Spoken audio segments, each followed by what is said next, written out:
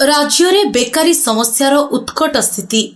प्रति 10 जन 4 जन होउछंती बेकारी। राज्य नियुक्ति प्रक्रिया रे चली व्यापक दुर्नीति।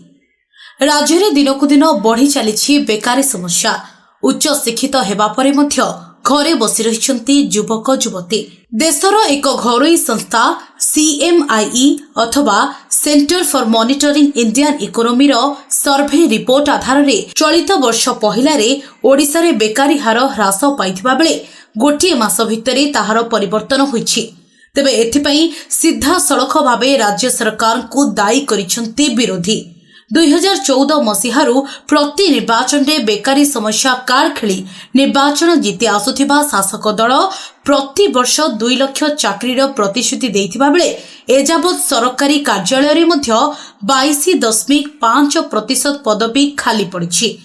किंतु एने सरकारी तथ्य रे उल्लेख रही जे विगत 10 वर्ष मध्य 1,500,000 युवक युवती को तालीम देवा सहित 27,611 जन को चाकरी मध्य दिया जाइछि एवं ता सहित 82टी दक्षता विकास केंद्र मध्य खोला जाइछि।